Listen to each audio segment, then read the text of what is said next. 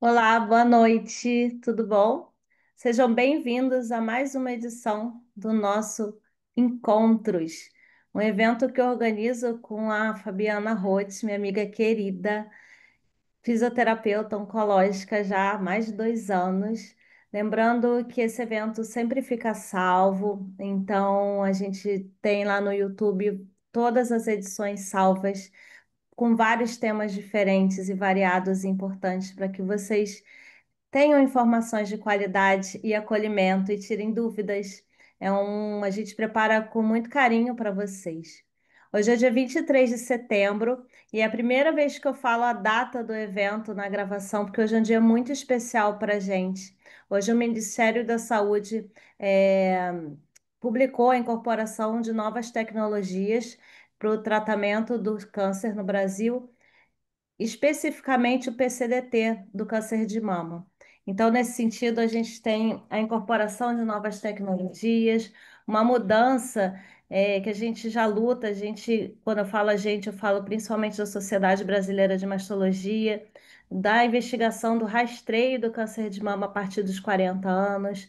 Também temos novas drogas incorporadas. Então, hoje é um dia muito especial para receber alguém também especial sobre um tema que a gente há muito tempo quer trazer para cá, que a gente sabe que é um tema importante, direitos e deveres do paciente com câncer de mama. E para chamar nossa convidada, eu vou chamar minha amiga querida Fabiana Roth. Oi, Fabi, seja bem-vinda.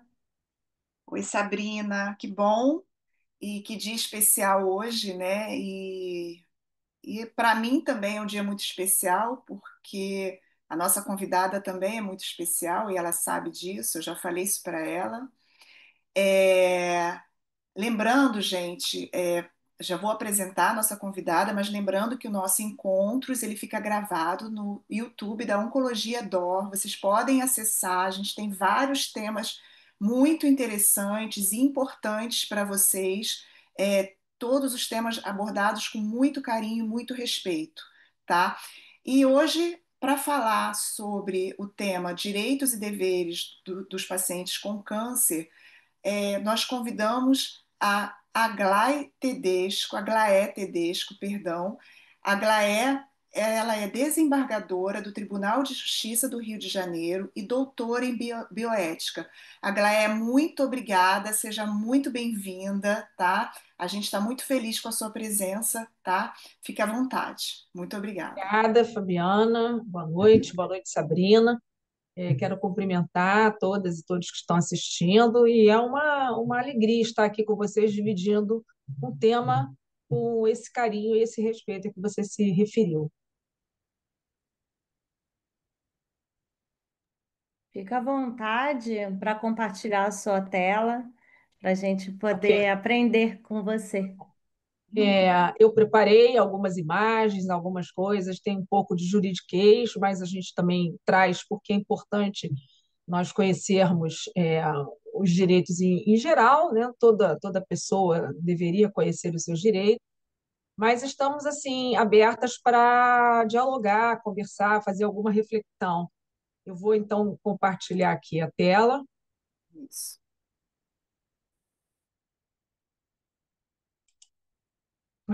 Acho que consegui, né? Tá ótimo. Tá bom. Perfeito, Aglaé. Só para tentar apresentar assim o meu referencial, né? Porque eu estou falando do tema. Eu trabalho com direito há muitos anos, minha formação foi em direito, eu fiz um concurso para juíza, hoje eu exerço o cargo de desembargadora, fui promovida a desembargadora e fiz uma especialização, meu doutorado foi em bioética, ética aplicada e saúde coletiva, porque os temas da saúde são os temas em maior número de processos que nós temos nos nossos tribunais. Eu sou do Tribunal de Justiça do Rio de Janeiro. E a primeira coisa que nós precisamos falar é sobre um direito ao tratamento ético. Nós vamos apresentar aqui e comentar alguns princípios da bioética principialista, é uma das teorias da bioética. A bioética tem várias teorias, mas nós vamos aqui cuidar, que foi exatamente o objeto da minha pesquisa de doutorado, onde eu examinei 100 decisões de bioética clínica e a resposta que o Poder Judiciário dava essas decisões. E eu encontro nesses 4 princípios, que é a bioética de Bichamp e Childress, muita referência na legislação, uma enorme referência na legislação que nós temos que cumprir hoje, porque nós, do Poder Judiciário, temos que tomar decisões baseadas em leis e não apenas em entendimentos bioéticos ou outras teorias. E o primeiro deles é o respeito à autonomia.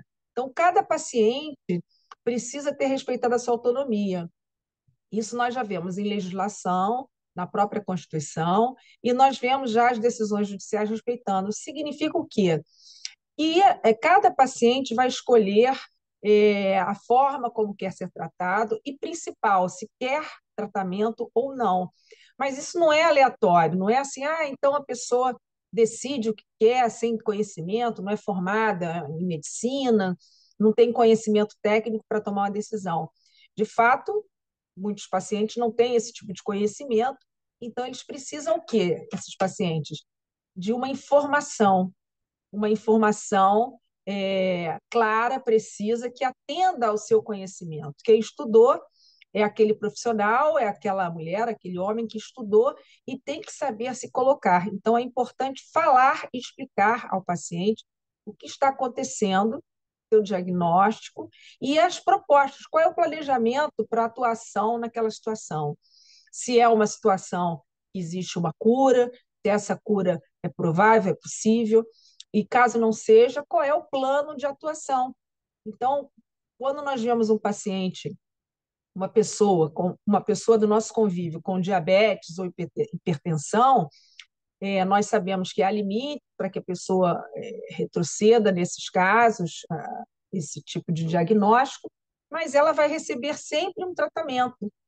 Isso é importante e ela precisa conhecer.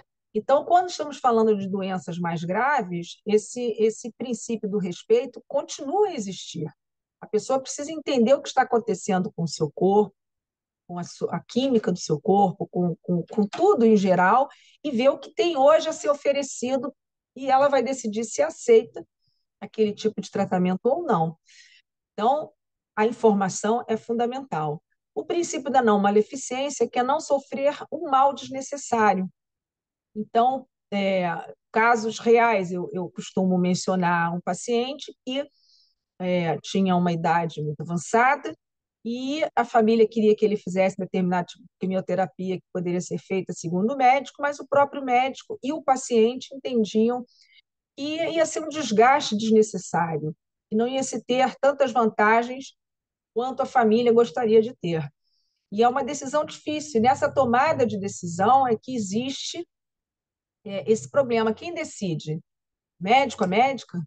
Paciente, a paciente? Os familiares? Então, isso é uma discussão que eu acho que a gente tem que abordar. O princípio da beneficência, que é justamente pelo ponto de vista de quem está recebendo o tratamento. Não o que eu quero para a pessoa que eu amo que tem uma doença grave, mas o que para ela é mais interessante naquele seu momento de vida. E o princípio da justiça, que é tratar as pessoas de forma equânime. E, infelizmente, no Brasil, nós vemos muita diferença nas formas de tratamento. Acesso, agora mesmo foi falado num avanço de tecnologia, de exame, para determinado tipo de atendimento oncológico. Hoje foi divulgado pelo Ministério da Saúde, e vamos ver, se nós formos examinar quem tinha condição de pagar por esses exames, já o fazia há muito tempo, e hoje, a partir de agora, todas as pessoas terão acesso a esse tipo de tratamento, esse tipo de exame, e por aí vai. É, Existem tratamentos que são mais caros, que não estão disponíveis para todas as pessoas, e o Estado tem dificuldade em cobrir determinados tipos de tratamentos. Então, quem vai ter direito a receber esses tratamentos? E, recentemente, os nossos tribunais do Poder Judiciário têm tomado decisões rigorosas a respeito de concessão de medicamentos, tanto pelo SUS, pelo sistema público, no caso, quanto pelo SUS do sistema privado, porque nós vivemos num sistema único de saúde, que recebe um auxílio do setor privado. E esse setor privado paga um valor a mais para ter um atendimento diferenciado. E eu vou mostrar para vocês depois como é que estão sendo essas decisões. Acho que é de fácil compreensão. Um ponto que eu acho importante esclarecer é quanto ao prontuário do paciente. E é curioso, Fabiana, que eu já recebi processo das pessoas pedindo judicialmente acesso ao seu prontuário. E a primeira frase que vem é essa: prontuário é do paciente, ele não é do hospital, da clínica. Nós temos leis que garantem isso, e aqui no Rio de Janeiro nós temos, por exemplo, uma lei estadual que fala no direito dos usuários de serviços e ações de saúde. E esses direitos, além de muitos que estão lá, eu gostaria de destacar, todo paciente tem direito a informações completas. Então, e aí eu repito, no Sistema Único de Saúde, que engloba o sistema público e o sistema privado. Um acesso ao seu prontuário, ter um prontuário digitalizado, que hoje já existe, também tem direito a fazer cópias. Ele tem direito também, essa paciente, a uma confidencialidade. Então, o que eu falo para a minha médica, ela tem obrigação de guardar sigilo, se assim eu peço. E um outro ponto que eu destaco nessa lei estadual, claro que eu apenas dei uma pincelada, e eu costumo colocar o número da lei, porque tem sempre alguém que pergunta, quer ler, se interessa, então ficaria disponível, mas não é o mais importante nesse momento. Mas um outro ponto é optar pelo local de morte. Ai, Aglaia, você vem falar para a gente, fala de morte. Então, eu vou mostrar para vocês como nós temos que encarar determinadas situações como naturais da vida. Vou falar mais adiante sobre isso. Mas é interessante quando consta de uma lei, porque às vezes a pessoa não quer morrer no hospital e acha que é obrigada a morrer no hospital. Como as pessoas acham que são obrigadas a ficar dentro do hospital a partir do momento que passaram da porta para dentro. Isso não é verdade. As pessoas podem sim, mediante informação adequada, sair daquele hospital. Muitos usam alta revelia, né? O importante é que as pessoas tenham consciência das consequências do seu ato, o que podem sofrer ou não. Às vezes a pessoa se recusa a receber um determinado tipo de tratamento, mesmo obtendo uma informação adequada. E uma outra legislação, que foi aquela que eu mencionei, sobre a digitalização de prontuário de paciente. Existe porque tem várias leis que falam, inclusive essa anterior, que fala sobre acesso a uma prescrição ou a um prontuário legível. E muitas vezes eu julgo processos com base em prontuários e eu não consigo entender absolutamente nada do que está escrito, porque vem as abreviações, vem a famosa letra dos médicos, que é muito difícil de ler. Então, muitas vezes eu não consigo entender o que está acontecendo, o que aconteceu com aquele paciente. E a digitalização melhora muito essa situação. E a famosa Lei Geral de Proteção de Dados. Então, hoje, em plena era da internet, nós temos direito à privacidade. Veja a privacidade dos nossos dados, nossos nomes, nossas informações, nossa biografia, nosso histórico. Eu tenho certeza que se eu ingressar agora com o nome de qualquer pessoa na internet, eu vou obter muito mais informações do que essa pessoa gostaria de disponibilizar. Mas existe uma lei geral de proteção de dados, que eu não vou entrar em detalhes, e confere a todas as pessoas, inclusive as pessoas que têm algum diagnóstico de doença grave, o direito à privacidade. Isso é muito importante, quanto mais nos tempos em que nós vivemos hoje. Fabiana, fica à vontade para interromper qualquer questão, tá? Eu passo agora para essa questão dos direitos à prevenção e tratamento no tempo adequado. Eu gosto muito dessa palavra, adequado, e uso muito nas minhas decisões judiciais, porque às vezes a gente acha, é razoável isso, é correto decidir, pensar assim, ou a pessoa escolher um tratamento X ou Y. Não é questão de ser o certo ou errado. A questão não seria bem essa, da moralidade dos nossos atos e das nossas decisões, mas de uma adequação dessas nossas decisões, da decisão privada de alguém sobre o seu próprio corpo, sobre sua própria saúde. E eu preciso tomar decisões adequadas, mas eu preciso também que isso me seja oferecido no tempo adequado e o tratamento adequado. Então, tem que haver uma adequação nesse conjunto, nesses elementos todos desse conjunto dessa saúde. E aí nós temos legislação que assegura a prevenção, a detecção, o tratamento e o segmento de câncer de colo de útero, de mama, colo retal, no âmbito do SUS. Nós temos a realização dos exames citopatológicos do colo uterino, mamográficos e colonoscopia a todas as mulheres que já tenham atingido a puberdade, independentemente da idade. Porque havia uma coisa de colocar a partir de tantos anos, e agora a própria lei já acaba com isso. A partir, ela vai ter acesso a esse tipo de tratamento, de exame, independentemente da idade. E a complementação de diagnóstico, tratamento ou segmento pós-tratamento. Também existe uma outra lei que fala na reconstrução da mama na mesma cirurgia.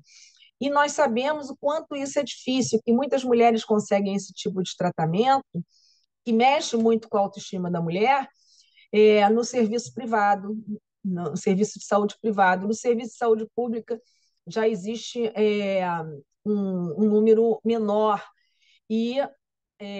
mas a lei garante esse tipo de atendimento.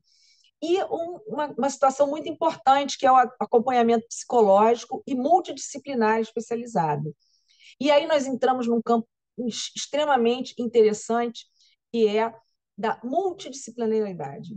E aqui nós estamos com uma fisioterapeuta, temos uma médica também, e nós precisamos entender como é importante para as pessoas que estão se tratando e todas as áreas que vão sofrer com aquele tratamento, com aquele diagnóstico, inclusive no campo psíquico, haja um atendimento. E o serviço social também é importante para adequar a realidade de vida de cada pessoa. Enfim, são terapia ocupacional, musicoterapia, eu sou muito fã de musicoterapia, a arte-terapia, todas as possibilidades podem e devem ser oferecidas. Claro que a realidade não é bem assim, mas isso vai mostrando o quanto é necessário o contato humano das pessoas que estão em tratamento, a humanização. Somos humanos, mas muitas vezes falta a humanização no trato. Não estamos falando apenas de química, biologia, estamos falando de ciência, não. Estamos falando de seres humanos. E é essa que tem que ser a diferença, tanto nesses tipos de tratamento de doenças mais graves, como em qualquer outro tipo de tratamento. E ainda nesse campo da prevenção e tratamento do tempo adequado, na outra parte ficou mais sobre a prevenção, nós temos uma lei muito interessante e antiga, de 2012, que determina que em até 60 dias a cirurgia, radioterapia ou quimioterapia a partir do diagnóstico, que sejam feitos exames necessários em até 30 dias e a disponibilização de uso de opioides. Vou falar de duas formas separadas. Primeiro, essa questão do prazo. Uma vez eu falando sobre isso numa palestra, um médico um diretor de um determinado hospital muito grande falou assim: poxa, galera, 60 dias num câncer XYZ lá é um prazo absurdo.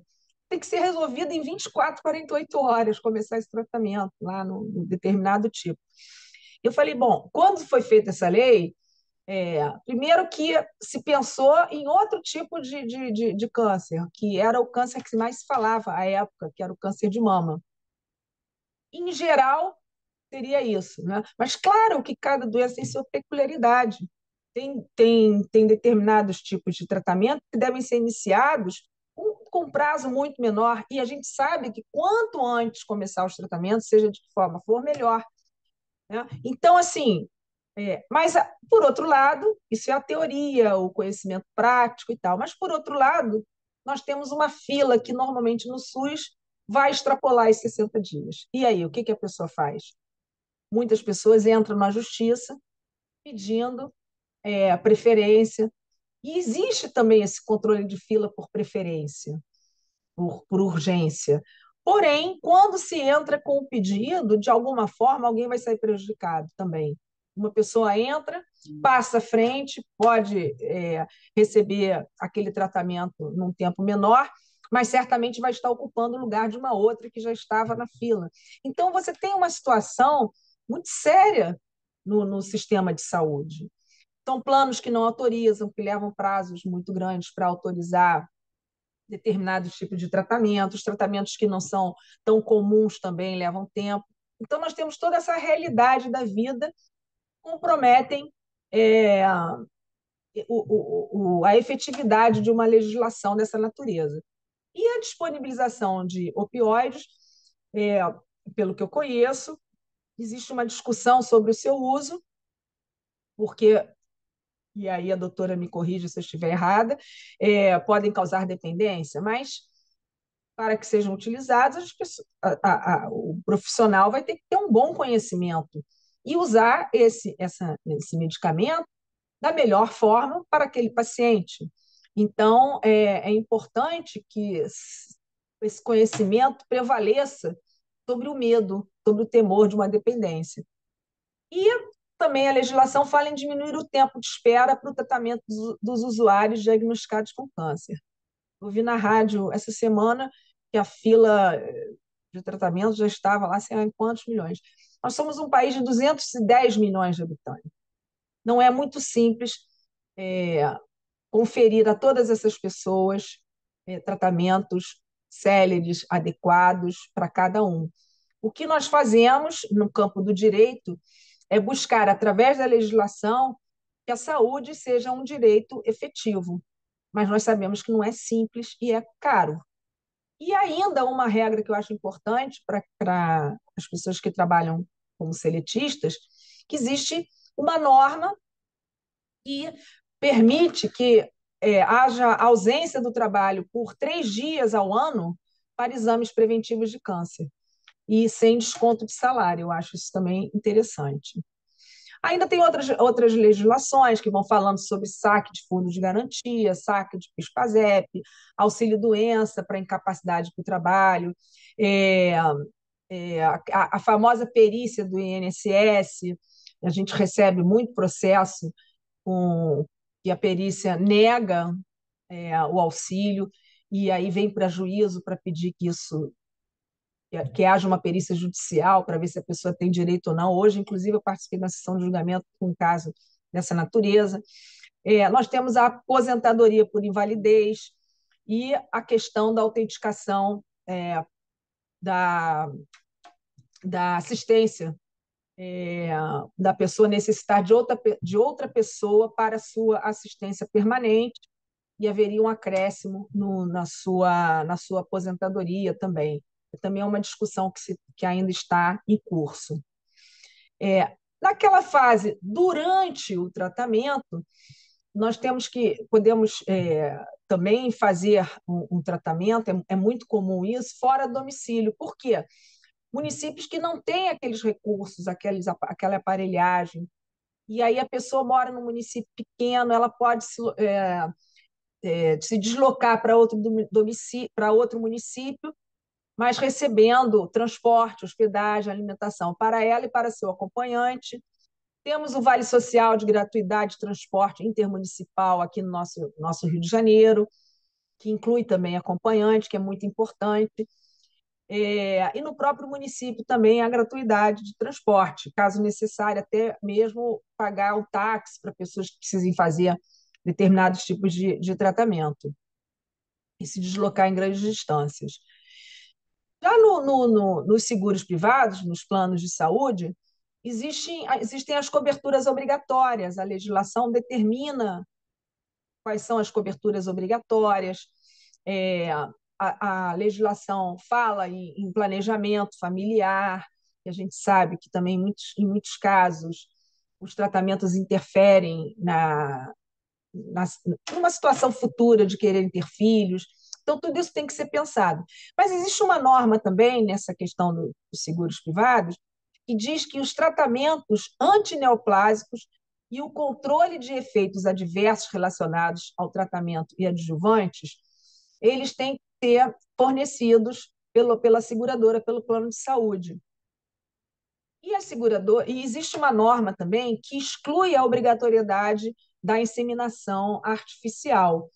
Então, muitas mulheres que se submetem a determinado tipo de tratamento, elas pedem em juízo que tenham direito a receber a inseminação artificial paga pelo plano de saúde. O que eu tenho visto na Justiça dos Estados, e aqui no estado em que eu trabalho, no Rio de Janeiro, há concessão por parte de algumas decisões de inseminação artificial ser paga pelo plano, porque aquele tratamento impede aquela mulher de ter depois uma gestação.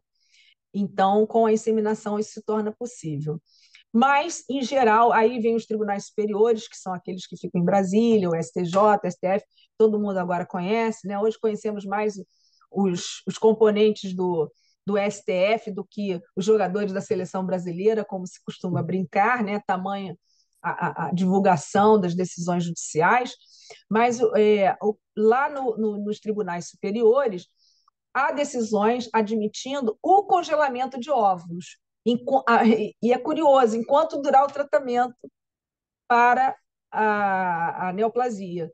Mas é curioso, porque acaba com o tratamento e aí faz o quê? Descongela os óvulos imediatamente? Ou a pessoa tem que arcar com aquele custo? Então, tem consequências aí. E faz o quê com aquilo, com aquele material criogenado? Né? Faz o quê com aquilo? Tem que fazer uma inseminação. Quem vai pagar por ela? O plano não paga? Então, são questões aí, conflitos jurídicos muito importantes. E aí eu chego nas famosas diretivas antecipadas de vontade, as DAV, e aí eu me reporto à Sociedade Brasileira de Geriatria e Gerontologia, e tem um aplicativo que você pode baixar no celular, chamado Minhas Vontades. São as vontades de fim de vida. Tem também o projeto Cartas na Mesa, que são cartas, e aí tem um modelo. Quero falar sobre meus medos, inclusive o medo de morrer. Porque no Brasil as pessoas não fazem testamento do seu patrimônio, porque acham que se fizer o testamento vão morrer. E falar sobre morte ninguém fala.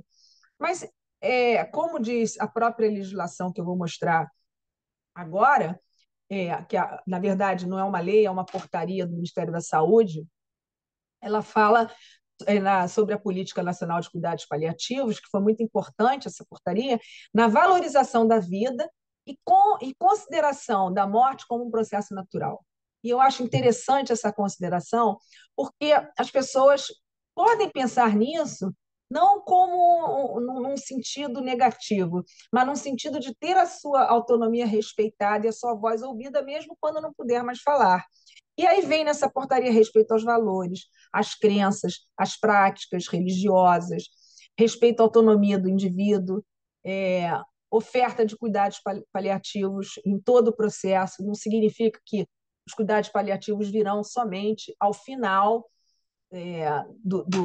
da sua vida. Eles podem começar e devem começar muito antes, sempre com uma equipe multiprofissional. É, e aqui a legislação, a portaria do Ministério da Saúde, ela chama atenção para isso. Sempre que houver uma situação de sofrimento, isso tem que ser afastado ou minimizado, se não se puder afastar. E aí, só puxando aqui um pouquinho para o lado do direito, que eu sei que as pessoas normalmente gostam muito de conhecer essas decisões, nós temos duas decisões que chamam a atenção. Essa para dispensação no SUS de medicamentos registrados na Anvisa, mas não incorporados na lista de dispensação. O que acontece? Só para quem não conhece, essa lista de medicamentos dispensados, ela não é renovada a todo momento. Então, ela leva um longo período a ser renovada. E muitos medicamentos não estão incorporados, mas já são prescritos por alguns médicos. E agora estão exigindo o quê? Muitos requisitos. Então, o paciente chega lá debilitado, precisa de uma medicação que não está dispensada no sistema único, ele tem que provar a negativa de fornecimento administrativo, a ilegalidade da não incorporação do medicamento pela Conitec, ou então ausência de pedido de incorporação ou atraso na apreciação. Esse mesmo paciente, através do seu advogado, vai ter que provar a impossibilidade de substituição do medicamento, tem que provar a eficácia, acurácia, efetividade, segurança daquele fármaco que está sendo prescrito, daquele fármaco novo que está sendo prescrito pelo seu médico, mas não de qualquer forma, através de ensaios clínicos randomizados, revisão sistemática ou meta-análise. E a imprescindibilidade daquele tipo de tratamento, além de provar sua incapacidade financeira de pagar. Então, vejam como é dura essa decisão para as pessoas que estão passando um momento de hipervulnerabilidade nas suas vidas. E agora, há poucos dias, o STF criou os critérios para os planos de saúde para cobrir tratamentos dessa lista da ANS, fora dessa lista da ANS. O tratamento tem que ser prescrito por médico ou odontólogo assistente, não pode ter sido expressamente negado pela ANS, nem estar pendente de análise para sua inclusão no rol. Não deve ter alternativa terapêutica no rol da ANS, deve ter comprovação científica de eficácia e segurança e deve ser registrado na Anvisa. Então, vejam que o judiciário apertou agora essa situação, que, repito, o maior número de processos que nós temos na justiça diz respeito a esses temas da saúde. Então, acho que eu fiz assim, apresentei um panorama de algumas questões, não todas, mas fiz um recorte de algumas questões que passam pelo judiciário, passam pela legislação, mas que ainda requerem uma grande reflexão nossa. Não sei se atende ao que a Fabiana me propôs, mas a tentativa foi feita, Fabiana. Aglaé, eu acho que você, como é que eu vou falar? Juridicamente falou com palavras assim lindas sobre tudo. Você falou sobre prevenção, diagnóstico, tratamento, paliativo e sobre a morte, a decisão do paciente, da escolha sobre como ele quer, né? E a vontade dele por conta das diretivas antecipadas. É isso, né? Falei certo, eu acho. Isso, isso. Então, assim, eu estou até sem saber o que que eu vou falar. Anotei várias coisas aqui. A Sabrina, acho que tem alguma coisa, alguém perguntou alguma coisa aqui no chat. Você quer falar, Sal? Não, agradecer que realmente foi muito completa e falou temas que são muito caros para mim, para a Fabiana e tudo que a gente quer trazer aqui no nosso projeto. A gente fala muito de humanização em saúde, humanização é um tema que a gente tem falado em aulas, a questão histórica, né? Por que que a gente usa esse termo humanização? Então, Isto, realmente, trazer esse olhar, né, multidisciplinar, de acolhimento, de escuta do nosso paciente, é isso que a gente é nisso que a gente acredita. Eu trouxe, e você falar de cuidados paliativos também é incrível, né? A gente tem cada vez mais que falar e ampliar esse conceito que realmente as pessoas ainda acham que a gente está falando sobre o momento final da vida do paciente e a gente está falando sobre muito antes, né? E sobre muito mais, né, do que esse momento final. E aí, só trazer uma questão prática, né, para quem está escutando a gente, tem uma pergunta ali, mas antes disso. Assim, eu trabalho no SUS, né? Então, o paciente foi encaminhado por um tratamento oncológico e entrou na fila do CISREG, não foi chamado em 60 dias, né? O que que ele faz com esse papel? Onde é que ele vai? O que que ele busca? Né? Que essa é uma questão tão recorrente na nossa prática, né? E às vezes eu vejo que os pacientes ficam perdidos. na verdade, Sabrina, o que acontece? Esses 60 dias é um prazo para dizer o seguinte: olha, a gente tem que fazer a fila andar, as pessoas precisam de tratamento. Mas nós não temos um serviço que atenda a todas as pessoas. É, outro dia eu tive contato com uma pessoa que estava com um diagnóstico recente de neoplasia e foi olhar seu lugar na fila e viu que assim, o número estava muito grande. Só que essa pessoa tem uma filha que tem um pouco mais de conhecimento e a filha começou a acompanhar o andar da fila dia a dia. E foi verificando que a fila andava mais rápido e que em menos de 60 dias, ou cerca desse período aí, ela conseguiu ser chamada. Então, às vezes, a gente se assusta com uma fila. Ah, mas ali tem X pessoas nessa fila, nunca vai acontecer meu tratamento. O tratamento aconteceu. Outros casos, as pessoas não podem realmente esperar. E o que, que se faz? Procura um advogado, procura uma defensora pública e vai buscar o seu direito na justiça. Olha, a médica falou que eu preciso de um tratamento urgente, não posso esperar. Mas isso também vem muito nessa fila, gente. Eu converso muito com pessoas que já trabalharam nesse sistema de regulação, pessoas que têm um conhecimento profundo que eu não tenho sobre como é que funciona isso, como é que anda isso, e elas me dizem, olha, a gente prioriza. Determinado tipo de tratamento tem que ser mais rápido para essa pessoa do que para outra. Então, ela vai para frente, né? Ela tem um tipo de neoplasia que exige esse tratamento mais urgente. Ela vai para frente da fila com urgência. Agora, as pessoas podem procurar seus direitos na justiça e podem ganhar, liminar, né? A gente fala numa tutela antecipada para que ela obtenha o que está almejando o mais rápido possível. E aí vai uma ordem judicial impondo que isso aconteça em X horas, em X dias, sob pena de multa. Antigamente mandavam prender até o diretor do hospital. Agora isso já não está acontecendo mais, né? Que era meio surreal isso, né? Mas a procurar uma pessoa para ajudá-la junto ao judiciário. Perfeito. Tem algumas perguntas aqui no chat, Aglaé. Vou fazer a primeira do Cristiano. Cristiano faz o seguinte comentário e termina com a pergunta. A ausência no trabalho para exames regulares, como ressonâncias, PET, etc., para acompanhamento de pacientes, está coberto pelo artigo 473 da CLT, no que se refere a não descontos por ausência de trabalho?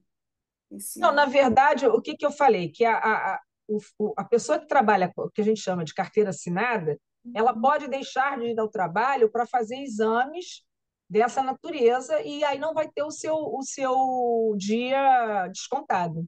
Esse é um direito que a pessoa tem, ela pode exigir com base nessa lei que eu mostrei, na CLT, que é a consolidação das leis trabalhistas.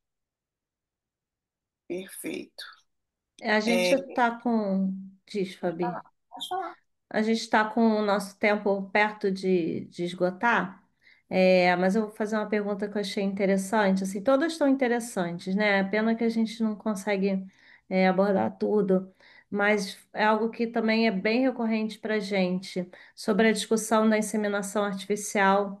A Marcela fala que ficou na dúvida se isso ainda está em discussão ou se já existem casos de aprovação pelo SUS ou pelo sistema privado que ela fez o congelamento há quase 3 anos e até hoje briga na justiça para ser reembolsada.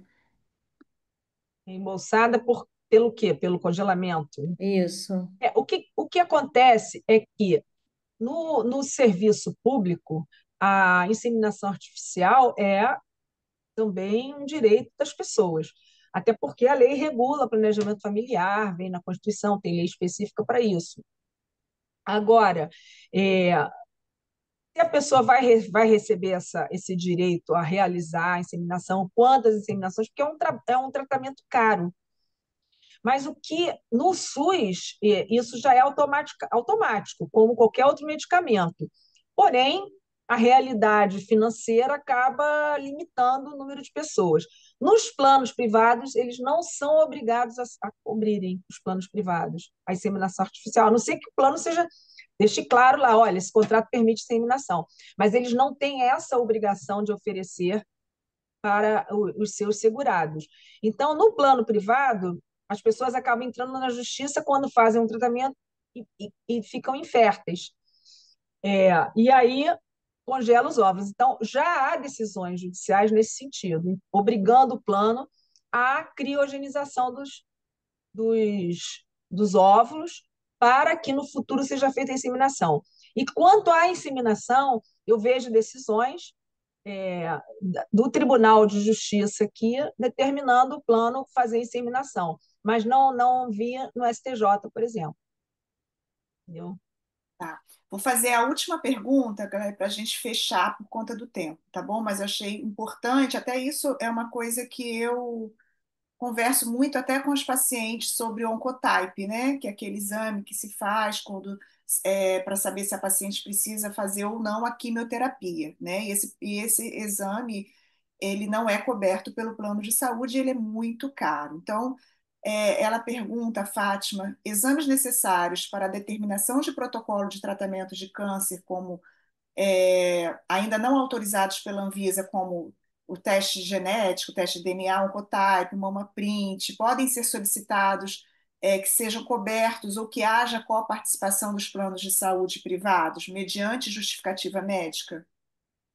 Olha, eu nunca vi um caso desse, um processo desse, e também não tenho, nunca tive uma pergunta dessa para ter pesquisado. Ah, eu pesquisei, já vi esses casos. É até muito interessante quando eu participo desses eventos, eu gosto de colher informação, aí eu vou estudar e já trago mais informações para um outro evento. Então, eu nunca vi processo dessa natureza. Agora, não havendo, se ele não é oferecido, não está registrado na Anvisa, entra naquele caso e precisa ser provados os requisitos todos aquele para que o plano seja obrigado a fornecer.